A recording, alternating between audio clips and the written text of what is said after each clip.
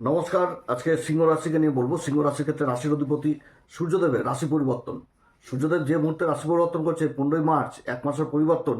এই পরিবর্তনে সূর্য যে মুহূর্তে রাশি পরিবর্তন করবে সেই মুহূর্তে কিন্তু শনি আর শুক্রের সাথে অষ্টম ঘরে জুতি তৈরি করে নেবে। অর্থাৎ নিজের ঘর থেকে অষ্টমে আসছে। অষ্টমে রাশির অধিপতি আসা মানে সংঘর্ষ তৈরি করা। তা আবার শনি আর শুক্রের সাথে এখানে তো অবস্থান করছে। শনি তো কারো গ্রহ না সিংহ রাশির ক্ষেত্রে। তো কীরকম ফল দিবে সিংহ রাশির ক্ষেত্রে রাশির এই অধিপতির পরিবর্তন? কোন দিক থেকে লাভবান হবে সিংহ রাশি? এরকম 5টি সংকেত এই সময়কালে তুলে ধরবো। তো যাই হোক, অনুষ্ঠানটি শুরু করার আগে সবার প্রথম বলি, এটা গ্রহের গোচর এবং চন্দ্ররাশি অনুসারে আলোচনা করা হচ্ছে। কারো কোনো রকম ব্যক্তিগত কুষ্টি ধরে আলোচনা নয়। যদি অনুষ্ঠান ভালো লাগে তাহলে লাইক, শেয়ার, কমেন্ট অবশ্যই করবেন, তার সাথে সাবস্ক্রাইব করবেন। সিংহ রাশির ক্ষেত্রে রাশির অধিপতি সূর্য, সবই ঠিক রয়েছে, কিন্তু সব থেকে আসল খেলা খেলবে এই সময়কালেও দেবগুরু বৃহস্পতি। কারণ একদিকে সূর্য বলছে শনি কিন্তু অস্ত। শনি 7ই মার্চে অস্ত হয়ে গেছে। তো সেই শনির সাথে অবস্থান করবে। শনি অস্ত যে নিজের নক্ষত্র উত্তরা ভাদ্রপদে, কিন্তু অপরদিকে দেবগুরু বৃহস্পতি আবার মার্গী হয়ে গেছে। তো দেবগুরু বৃহস্পতি মার্গী হয়েছে, তাও নিজের নক্ষত্র পুনর্বসু নক্ষত্র। পুনর্বসু নক্ষত্র খুবই শুভ নক্ষত্র। লাভের ঘরে দেবগুরু বৃহস্পতি মার্গী হচ্ছে এবং এই নক্ষত্র থেকে অনেক কিছু জীবনে বোঝায়। পুনরায় শুভ্রতা লাভ। সূর্যবংশ সূর্যবংশ এই পুনর্বসু নক্ষত্রের অধিপতি দেবতা হচ্ছে মা অদিতি, সূর্যদেবের মাতা। তো তারই নক্ষত্রে দেবগুরু বৃহস্পতি, নিজের নক্ষত্র, লাভের ঘরে অবস্থান। তো লাভ তো অবশ্যই দিবে, কারণ দেবগুরু বৃহস্পতি হচ্ছে কারো গ্রহ।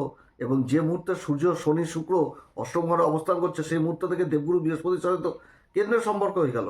এবং রাশিটাও হচ্ছে আবার দেবগুরু বৃহস্পতি রাশি, মীন রাশি। হ্যাঁ, তবে কি যে জলতত্ত্ব রাশিতে সূর্যদেবের অবস্থান এবং নিজের রাশি থেকে অষ্টম অবস্থান। অষ্টম অবস্থান করলে এমনি সংঘর্ষ থাকে জীবনে, কিন্তু গুরু এখানটাতে আসল খেলা খেলবে, এটা হচ্ছে সব থেকে বড় কথা।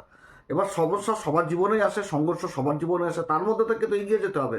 সংঘর্ষ ছাড়া কোনো সময় তো জীবন চলে না। শুধু ভালোই পেয়ে যাব, খারাপ কিছু নাই।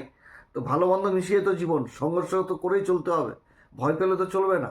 তো যাই হোক, এরকমই হচ্ছে এই পরিবর্তন, যে ভয় পেলে চলবে না, এগোতে হবে সাহসের সাথে। সিংহের যেরকম সাহস, সেরকম সাহসের সাথে জীবনকে এগিয়ে নিয়ে যেতে হবে। কর্ম করতে হবে, কর্মের মাধ্যমে সফলতা নিয়ে আসতে হবে।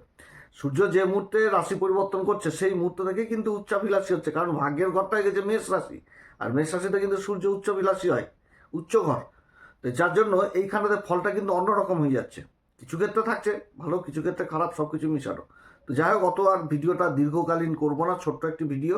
5টি সংকেত উঠিয়ে দিব, বলে দিচ্ছি। এই 5টি সংকেত কিন্তু হওয়ার সম্ভাবনা থাকছে সিংহ রাশির ক্ষেত্রে। তবে শুক্র শনির জুতি, শনি যেরকম এখানে ষষ্ঠপতি, সেরকম সপ্তমপতি অষ্টম ঘরে অবস্থান। আর এদিকে শুক্র হচ্ছে কর্মের ঘরের অধিপতি, সাধারণ ঘর। আর মূল ত্রিকোণ রাশি হচ্ছে তুলা রাশি। তো দেবগুরু বৃহস্পতি এই যে লাভের ঘরে অবস্থান করছে, দেবগুরু বৃহস্পতি শুভ পঞ্চম দৃষ্টি কিন্তু করছে তুলা রাশির উপর, যেটা শনির হচ্ছে উচ্চ ঘর।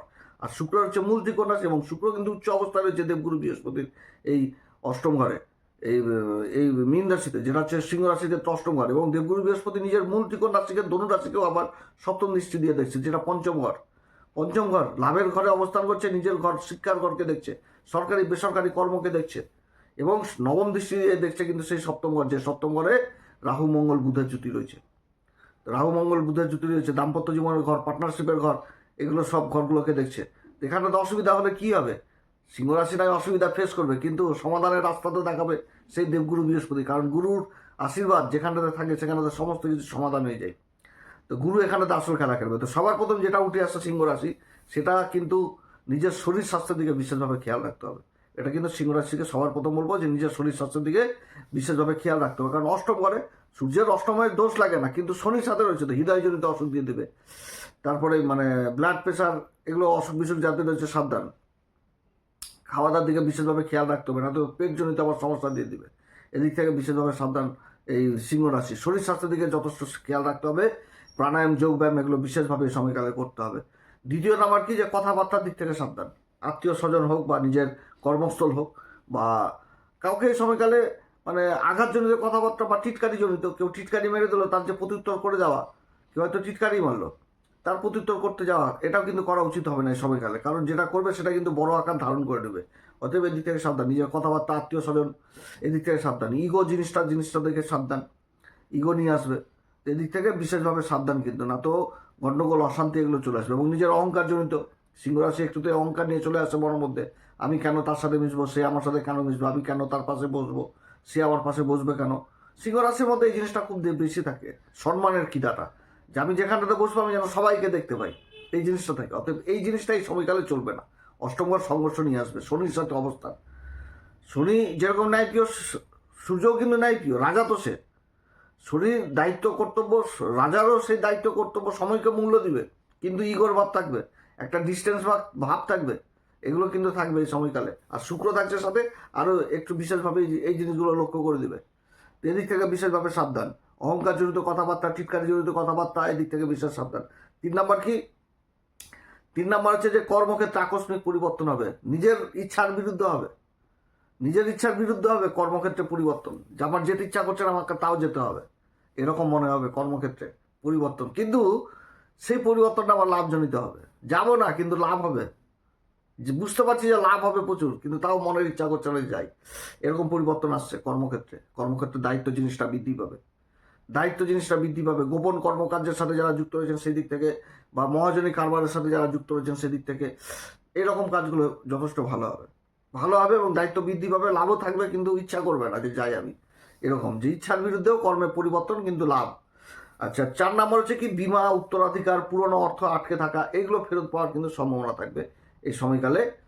এই সিংহ রাশির যে কোনো সরকারি তহবিল হয়তো আটকে ছিল বহু বছর ধরে, যেগুলো হচ্ছিলই না, কোনো কাজ কোনোভাবেই হচ্ছিল না, এই সময় হওয়ার প্রবল সম্ভাবনা থাকবে।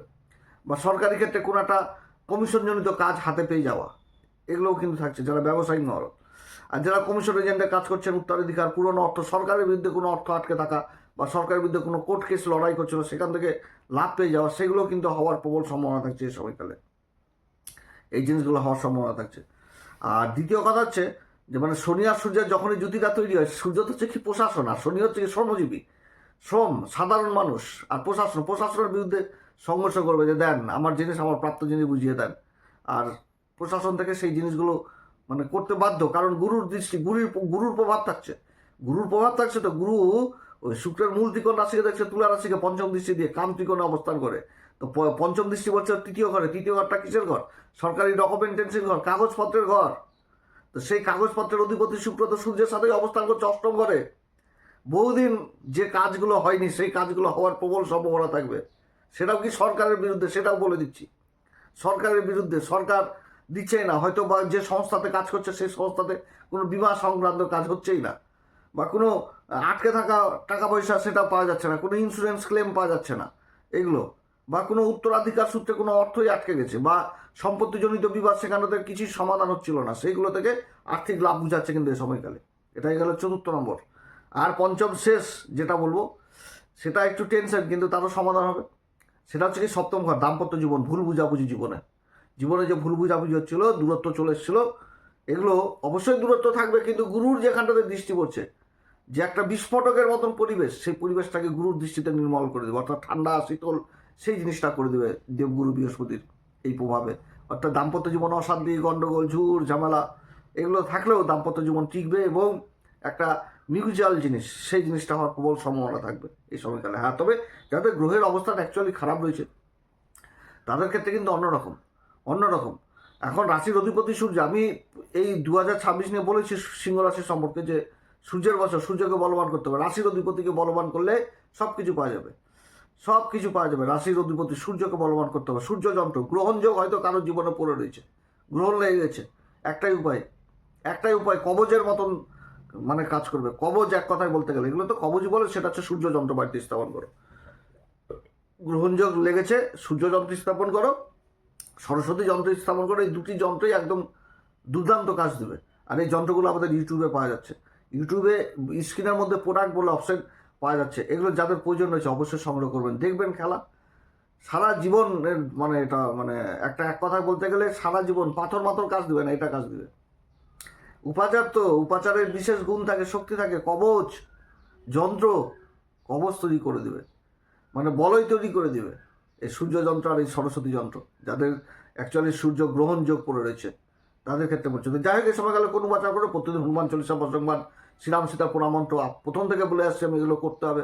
এগুলো সিদ্ধ জিনিস, এগুলো যত করব তত উন্নতির পথ, সমস্যা তত দূর। মনে হবে যে কিছুই হচ্ছে না, কিন্তু ওটা ছেড়ে দাও, দেখবা বিশাল বড় বিপদ। যেগুলো বড় বড় বোম পড়তো সেগুলো ছোট ছোট মানে বোম, এরকম হবে। খুবই বিশাল গুরুত্ব রয়েছে। ছোট্ট একটি চটি বই হনুমান চল্লিশা মনে হচ্ছে ছোট্ট, কিন্তু তার যে অ্যাকশন, তার যে গুণ, বিশাল গুণ হনুমান চল্লিশা, বজরং বাণ সব এগুলো শ্রীরাম সীতা প্রণাম মন্ত্র সহকারে পাঠ করবেন। সূর্যদেব অর্ঘ্য দেবেন। নিজের পিতার সাথে কোনো রকমভাবে দুর্ব্যবহার করবেন না। যে কোনো কাজ করতে গেলে মাথা ঠান্ডা করে করবেন এবং অনুশাসনের মধ্যে করবেন। সময়কে গুরুত্ব দিবেন, হিসাব করে করে করবেন, দেখবেন সব দিক থেকে উন্নতি। তো যাই হোক, সময়কালে যেটা বললাম ওটা গুরুর আশীর্বাদ দিবেন। যারা গুরু দীক্ষা নেন অবশ্যই গুরুর দীক্ষা নেবেন। তারপর কেশরের টিকা অবশ্যই ব্যবহার করবেন এবং বিশেষ করে যে সমস্ত নদীতে বা যে সমস্ত জায়গাতে ওই প্রতিমা নিরঞ্জন হয় সেই সমস্ত জায়গাতে স্নান করবেন। দেখবেন ভালো প্রভাব পড়বে এই সময়কালে, ভালো ফল পাওয়া যাবে। আপনারা সবাই ভালো থাকেন। এরপর আবার আসবে একটি নতুন পর্ব নিয়ে। নমস্কার, ধন্যবাদ।